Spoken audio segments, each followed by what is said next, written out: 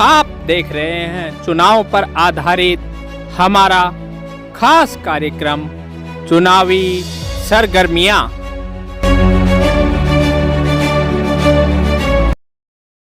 नमस्कार, आप देख रहे हैं हमारा खास चुनावी कार्यक्रम चुनावी सरगर्मियां। चुनावी सरगर्मियों के इस कार्यक्रम में आज हम बात करेंगे अटेली विधानसभा में राव इंद्रजीत सिंह के धन्यवादी दौरों को लेकर।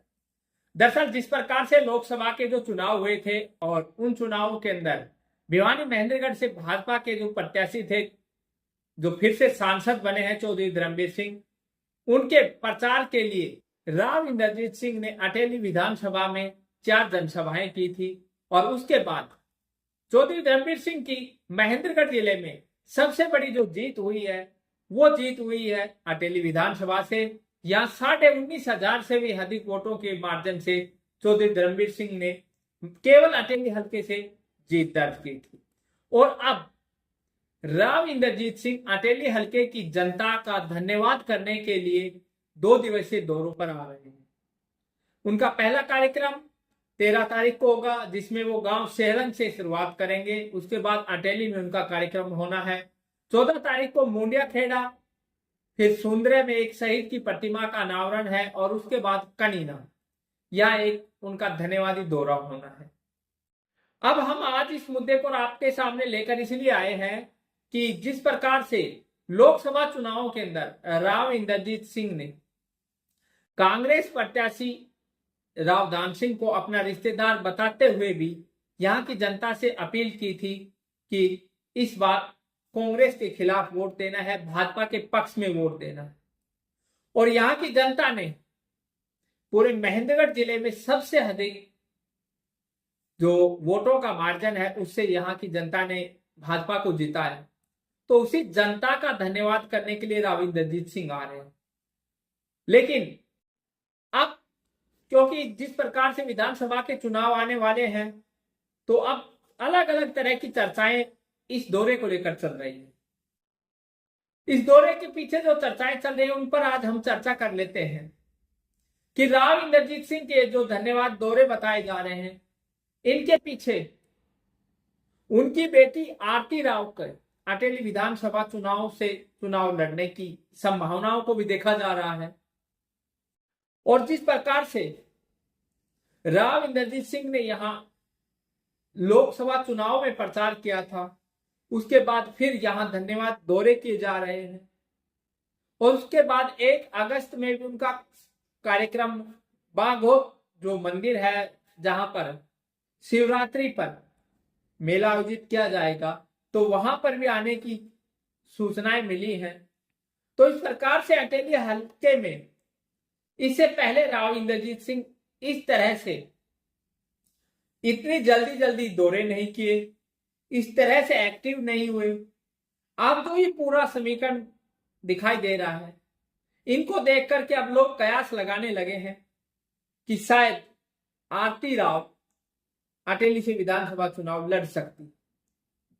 अब सवाल यह भी है कि क्या भारतीय जनता पार्टी आरती राव को भाजपा की टिकट देगी या फिर आरती राव दूसरे राजनीतिक दल या फिर निर्दलीय के तौर पर चुनाव लड़ेंगे।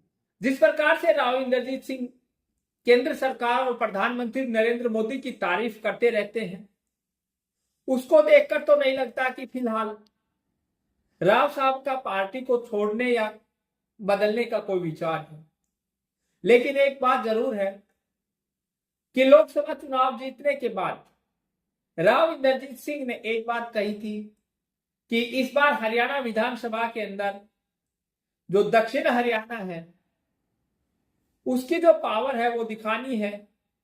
और उनका जो टारगेट था वो कहीं ना कहीं हरियाणा के मुख्यमंत्री पद की दावेदारी को लेकर था। क्योंकि लोकसभा चुनाव में जिस प्रकार से भारतीय जनता पार्टी 5 सीट हारी है, लेकिन उसके बावजूद दक्षिण हरियाणा की बात करें तो यहां से राव इंद्रजीत सिंह खुद चुनाव जीते हैं।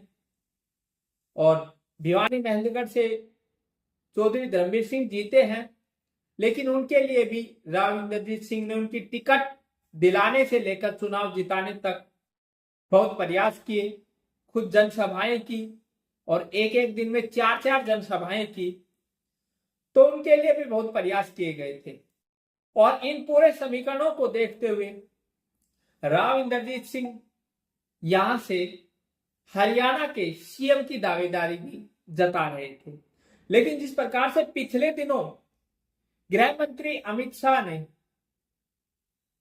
रैली के अंदर ये कहा था कि हरियाणा में भाजपा मुख्यमंत्री नायब सिंह सैनी के चेहरे के साथ ही विधानसभा चुनाव में जाएगी, तो उससे एक बात तो स्पष्ट हो गई थी कि भाजपा हरियाणा में मुख्यमंत्री का चेहरा नहीं बदलने वाली।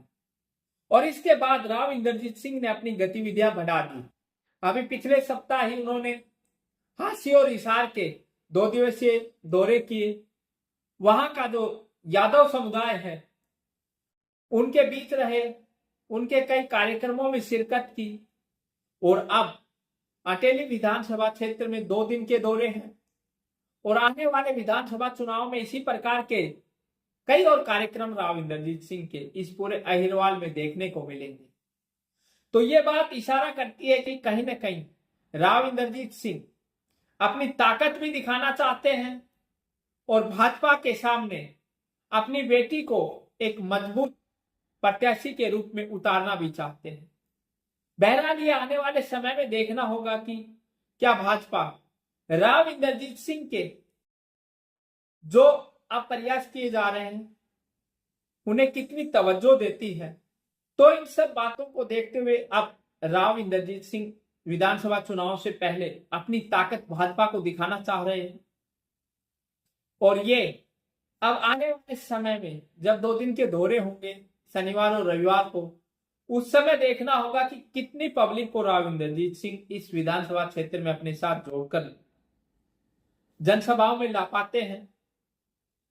और जितनी ज्यादा पब्लिक यहाँ की राव इंद्रजीत सिंह के साथ जुड़ेगी उतना ही ज्यादा राव इंद्रजीत सिंह अपने आप को यहां से मजबूत मानेंगे।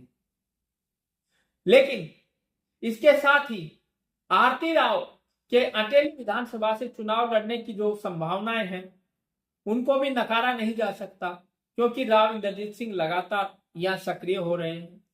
अब राव इंद्रजीत सिंह के यहां आने के बाद देखते हैं कि वो अपने पत्ते खोलते हैं या फिर जिस प्रकार की वो राजनीति करते आए उसी प्रकार से लगातार राजनीति करते हैं, वो आने वाले दिनों में देखना होगा।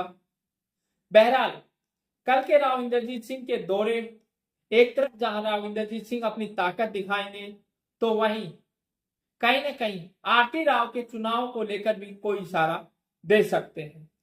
कल देखते हैं कि राव इंद्रजीत सिंह किस प्रकार से अपना जो भाषण देंगे उसमें बहुत कुछ स्पष्ट हो जाएगा कि आने वाले समय में वो किस प्रकार की राजनीति करना चाहते हैं। आज के लिए इतना ही। नमस्कार।